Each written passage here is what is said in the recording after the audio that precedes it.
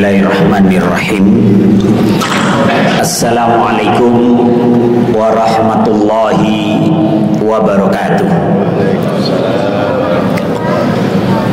Innal hamdalillah nahmaduhu wa nasta'inuhu wa nastaghfiruh wa na'udzu billahi min syururi anfusina wa min sayyiati a'malina.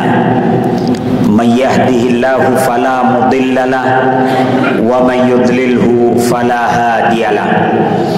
Asyhadu an la ilaha illallah wahdahu la syarika lah wa asyhadu anna Muhammadan abduhu wa rasuluhu la nabiyya ba'da.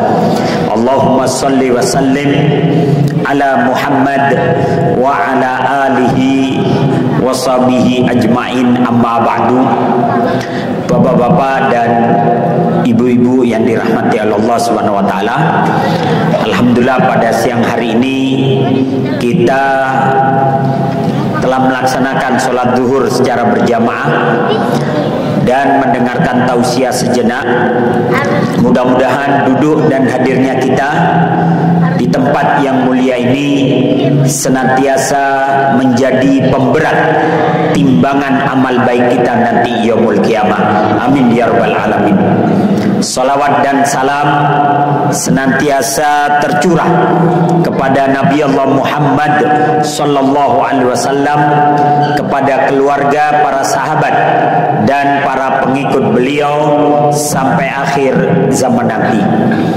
Bapak-bapak dan ibu-ibu yang dirahmati Allah Subhanahu wa taala, dalam Al-Qur'an surat Ali Imran ayat 159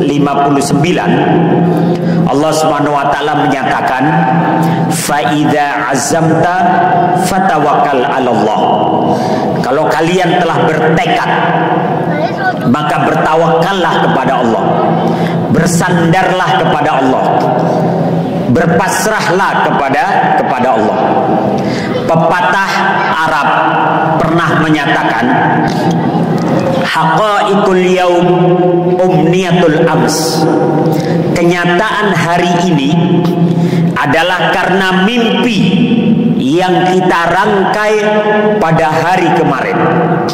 Sekali lagi pepatah Arab mengatakan, haqaiqul yaum umniyatul ams. Kenyataan hari ini adalah karena mimpi yang kita rangkai pada hari kemarin.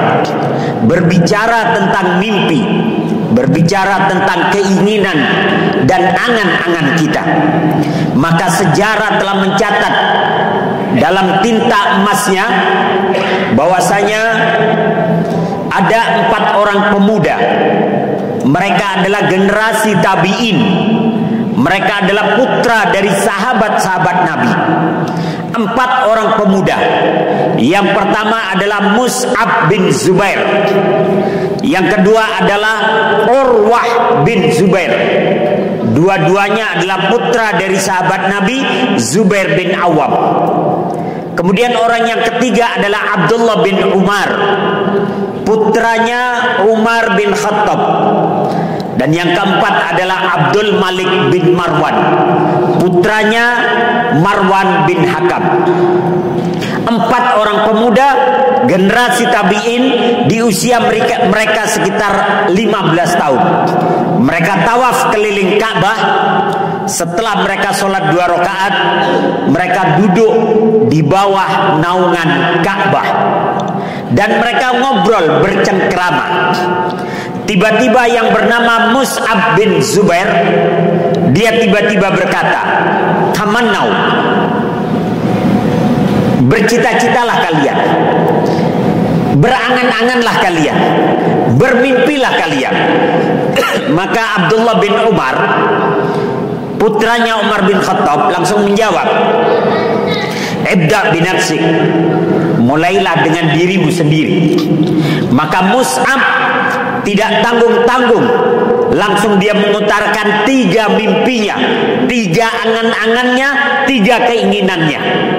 Kata dia, atamanna an aftahal Iraq, saya mempunyai keinginan ingin menaklukkan wilayah Irak. Wa atazawwaju bi Sakinah binti Husain bin Ali bin Abi Thalib wa Fatimah binti Talha bin Ubaidillah. Saya ingin menaklukkan Irak. Yang kedua, saya ingin menikah dengan Sakinah binti Husain bin Ali bin Abi Thalib, dan saya ingin menikah dengan Fatimah binti Talha bin Ubaidillah. Maka beberapa tahun kemudian Mus'ab bin Zubair benar-benar menaklukkan wilayah Irak. Dia diangkat jadi panglima perang. Yang pertama kali ditaklukkan adalah wilayah Irak. Kemudian dia di sana di Irak, dia menikah dengan Sakinah binti Husain bin Ali bin Abi Thalib, dan dia juga menikah dengan Fatimah binti Talha bin Ubaidillah. Kemudian orang yang kedua adalah Urwah bin Zubair. Dia mengutarakan mimpinya. Kata dia, atamanna an akuna faqihan fid din wa ulum at-tafasir wa ahadisi Rasulullah sallallahu alaihi wasallam.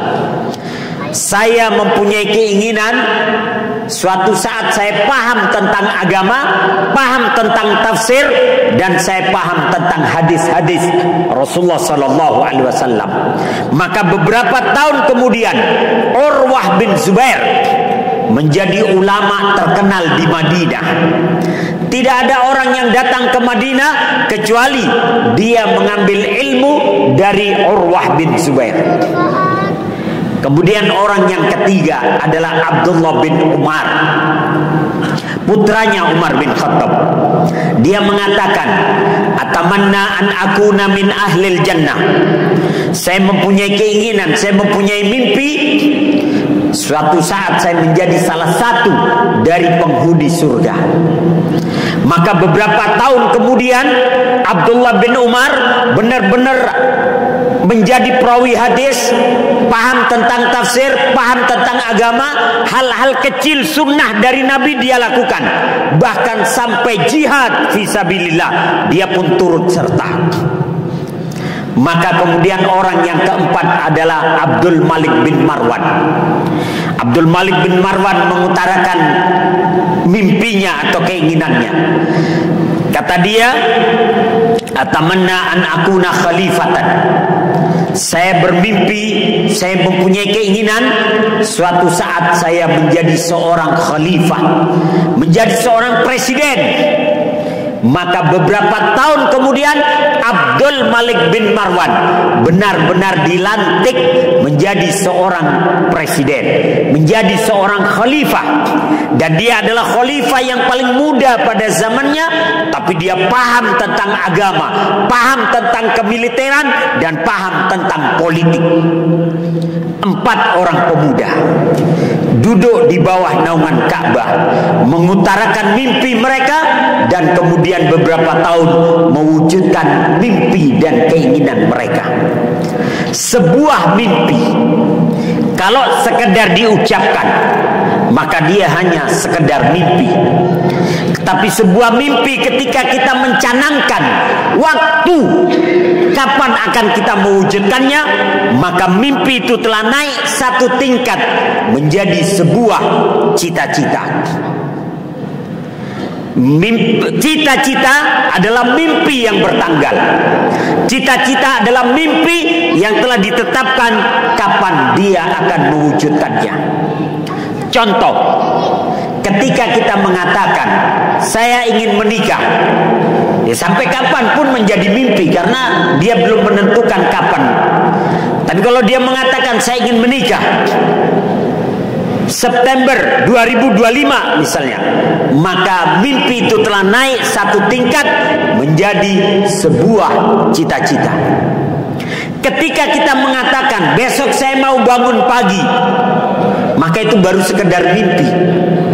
Tapi ketika dia mengatakan besok saya akan bangun pagi jam 3 pagi, maka mimpi itu telah naik satu tingkat menjadi sebuah cita-cita, karena dia menentukan waktunya. Maka dia akan bilang kepada bapak ibunya, "Bapak, ibu, bangunin saya jam 3 pagi." Dia bilang kepada adik-adiknya, "Bangunin saya jam 3 pagi." Kepada kakak-kakaknya, "Bangunin saya jam 3 pagi." HP-nya dia putar jam 3 pagi. Jam wakernya dia putar jam 3 pagi. Bahkan dia mungkin pesan kepada kawan-kawannya, "Bangunkan saya jam 3 pagi." Maka mimpi itu telah naik satu tingkat menjadi sebuah cita-cita. Semua berawal dari mimpi yang menjadi sebuah cita-cita. Sejarah telah mencatat pada tahun 1896 ada seorang Yahudi dari Austria namanya Theodor Herzl. Pada tahun 1896 itu Theodor Herzl membuat sebuah koran, dan korannya diberi nama The Jewish State, negara Yahudi. Kalau kita bikin koran mungkin Radar Bogor, Radar Depok, Sindo, Jawa Pos, mungkin itu. Tapi dia menamakan korannya The Jewish State, negara Yahudi. Dan pada tahun 1896 dia menulis di korannya, di halaman pertama, di deadline yang paling besar, dia mengatakan bangsa Yahudi hanya akan dihormati oleh bangsa-bangsa lain jika mereka berhenti menjadi bangsa anomali, menjadi bangsa yang menumpang di negara-negara yang lain. Itu 1896. 2 tahun kemudian Theodor Herzl menulis di korannya di halaman terdepan besar-besar, dia mengatakan, "Mulai hari ini saya umumkan bahwa nanti akan berdiri negara Yahudi Raya di tanah Palestina. Hari ini kalian boleh mentertawakan saya, tapi setidak-tidaknya 50 tahun kemudian kalian akan tertawa terhadap pendapat saya." Dan ternyata apa yang terjadi dari tahun 1898, 50 tahun kemudian 1948 berdiri negara Israel Raya di tanah Palestina, di atas genangan darah dan air mata rakyat Palestina. Berawal dari sebuah mimpi seorang Theodor Herzl. Bahkan Theodor Herzl ini pernah mendatangi Sultan Abdul Hamid II, penguasa Turki Utsmani ketika itu. Dia meminta sebidang tanah di Palestina.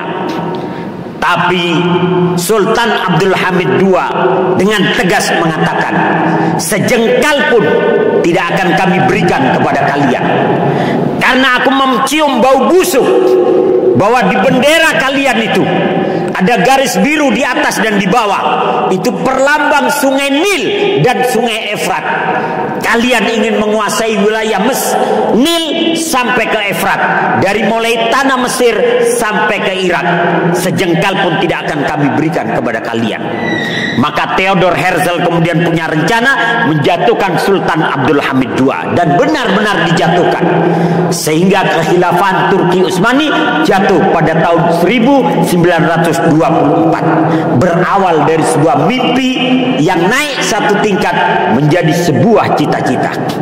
Maka orang-orang Palestina sadar bahwa mimpi harus dilawan dengan mimpi. Maka muncullah generasi-generasi baru dari Palestina. Ada Izzuddin Al-Qassam yang bermimpi untuk memerdekakan tanahnya. Ada Syekh Ahmad Yasin yang bermimpi untuk membebaskan tanahnya. Ada Ismail Haniyah yang juga bermimpi untuk mewujudkan kemerdekaan tanah Palestina. Bahkan jauh dari itu, 1400 tahun yang silam, Rasulullah SAW sudah mengutarakan mimpinya. Kata Nabi, "Yakhruju minal Khurasan ashabu rayatis sud." Akan muncul dari Khurasan pasukan-pasukan yang senantiasa membawa bendera hitam. Mereka lah pasukan yang akan melapangkan jalan buat kepemimpinan Imam Mahdi. Dan mereka lah pasukan yang akan menancapkan bendera kemenangan di tanah Ilya. Mana itu Ilya?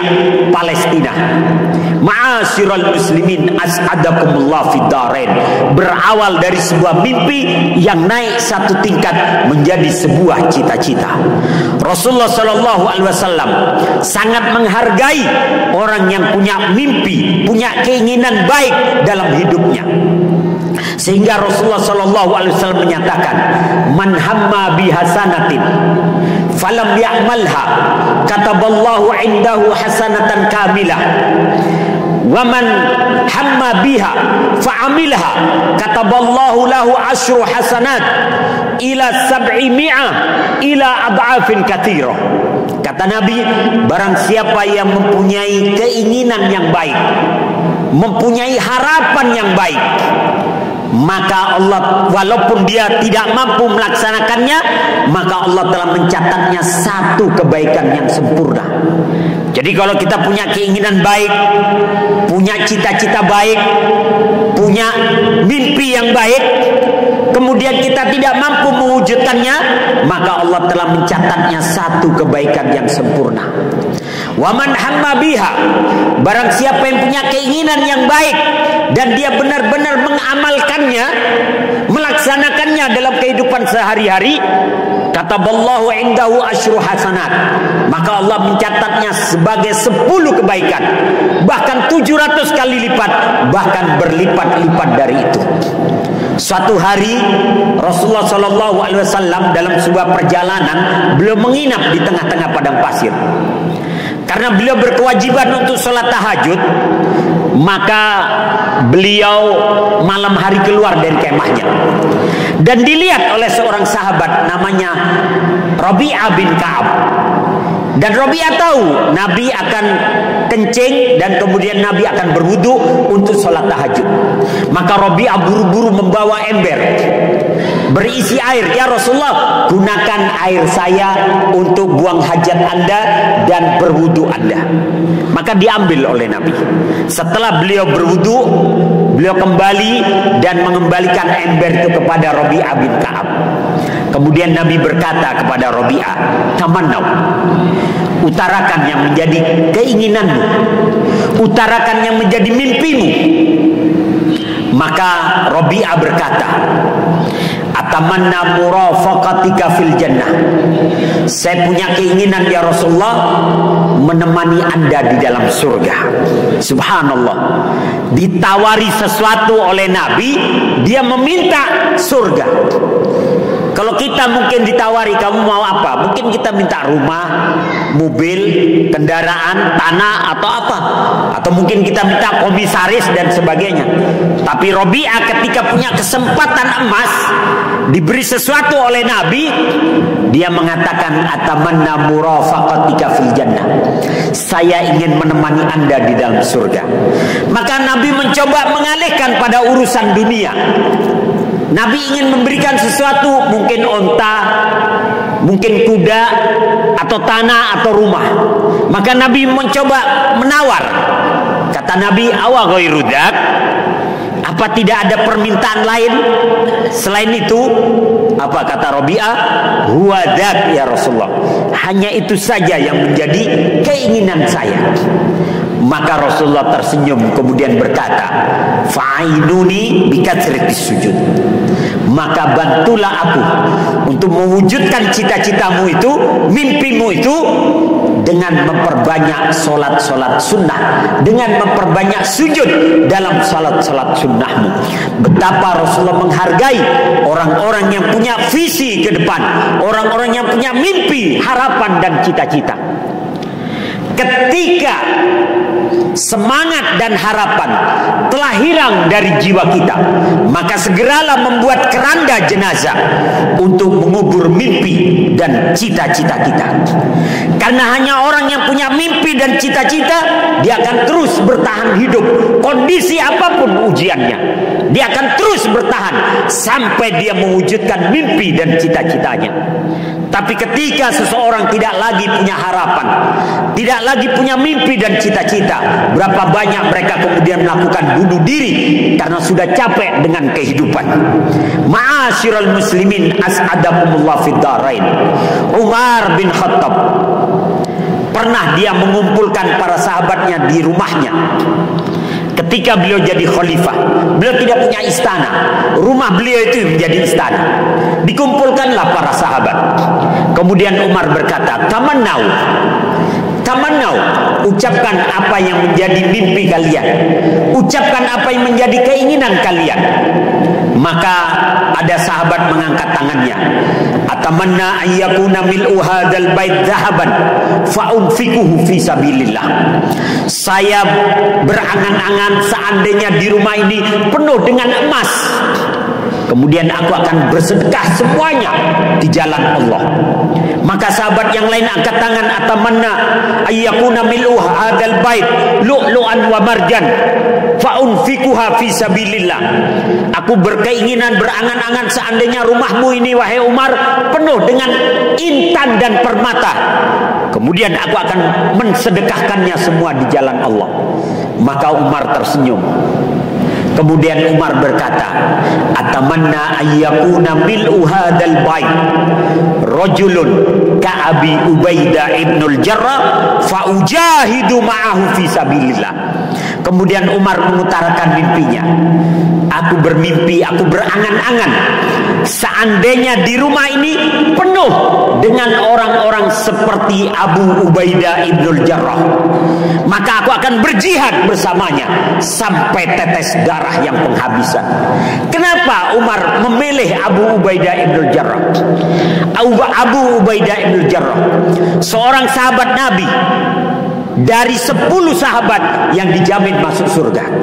Abu Ubaidah ibnul Jarrah seorang panglima perang yang menggantikan Khalid bin Walid, seorang jenderal perang, seorang gubernur Palestina, tapi hidupnya sederhana, sangat-sangat sederhana, karena semua gajinya dibagi-bagikan kepada orang-orang yang membutuhkan. Hidup sebagai gubernur, dia hidup sederhana. Hidup sebagai panglima perang, dia hidup sederhana.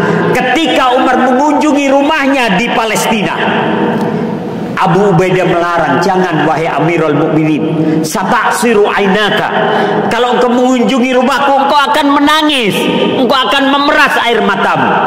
Tapi Umar mengatakan, enggak, saya akan melihat rumahmu. Dipikir rumahnya besar. Begitu Umar datang ke rumahnya, rumahnya kecil, tidak ada perabotan istimewa, tidak ada kursi, tidak ada meja, hanya hambal saja, ada beberapa bantal saja di bawah. Kemudian di situ ada perisai, ada pedang, ada tombak, ada pelana kuda. Maka Umar kemudian masuk ke dalam rumah yang lain. Tidak ada kasur yang empuk, hanya kasur yang diisi dengan jerami saja, dan itu pun di bawah. Kemudian dia masuk ke dalam dapurnya, tidak ada perabotan yang istimewa, hanya beberapa periuk saja, kemudian tungku yang terbuat dari tanah. Umar mulai meneteskan air matanya. Umar tidak kuasa melihat jenderalnya hidup dengan kesederhanaan ini. Kemudian Umar berkata, ya Aba Ubaidah, aina maluka, mana hartamu? Engkau ini seorang panglima perang, engkau seorang jenderal, engkau seorang gubernur di Palestina ini, kemana? Semuanya sudah aku bagi-bagikan ya Amirul Mukminin. Aku tidak ingin hisabku terlalu berat di hadapan Allah, dan inilah kehidupan yang aku sayangi. Menangis tuh Umar bin Khattab. Kemudian Umar berkata, ghayyaratna dunya illa anta ya Aba Ubaidah. Dunia telah merubah banyak orang kecuali engkau wahai Abu Ubaidah. Engkau adalah Abu Ubaidah yang aku kenal di Madinah dengan kesederhanaan hidupnya. Pakaianmu sama dengan pakaianku, sama dengan yang dipakai oleh Rasulullah dan Abu Bakar. Maka Umar kemudian mengatakan, Aku bermimpi, aku berangan-angan seandainya dalam rumahku ini penuh dengan orang-orang seperti Abu Ubaidah, maka aku akan berjihad bersamanya sampai tetes darah yang penghabisan. Betapa para sahabat Nabi menghargai orang-orang yang punya mimpi dan cita-cita. Ma'asyiral muslimin as'adakumullah fid darain. Suatu ketika Rasulullah sallallahu alaihi wasallam berkata kepada para sahabatnya, Ayyul madinataini tuftahu awalan. Kota manakah yang nanti akan kalian taklukkan terlebih dahulu? Konstantinia awir Rumiyah. Kota Konstantinopel atau Romawi atau Roma? Maka sahabat berkata, Allah wa rasuluhu a'lam. Allah dan Rasulnya yang lebih tahu. Kemudian Nabi berkata, Madinatu Herakl Konstantinia tuftahu awalan. Kotanya Hercules, Konstantinopel yang pertama kali nanti akan kalian taklukkan, baru kemudian Roma. Maka kemudian sebelum Rasulullah wafat, beliau bersabda, la taftahuna Konstantinia fala ni'mal amiru amiruha wala ni'mal jaishu jaishuha. Kalian pasti akan menaklukkan kota Konstantinopel. Yang menaklukkannya adalah sebaik-baik pemimpin, dan yang menaklukkannya adalah sebaik-baik pasukan. Maka setelah Rasulullah wafat, Khalifah Abu Bakar berusaha menjajaki untuk menaklukkan Konstantinopel, tapi gagal.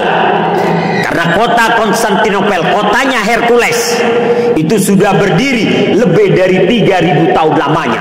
Armada perangnya kuat, armada perang lautnya juga kuat.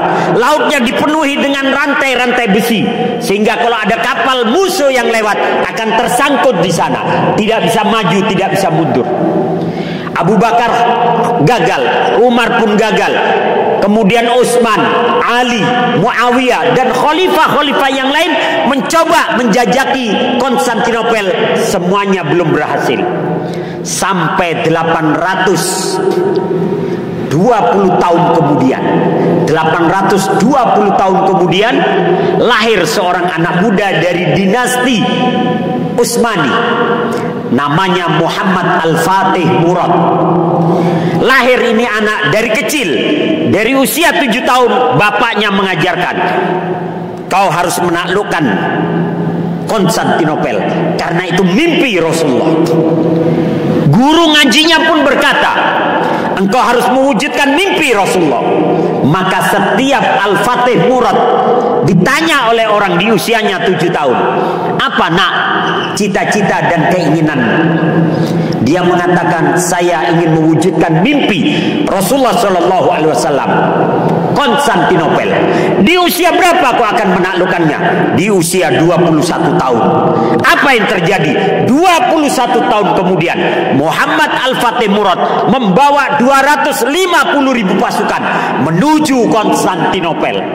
Ketika kapal-kapalnya nyangkut di rantai-rantai laut Konstantinopel, maka dia punya ide yang cemerlang.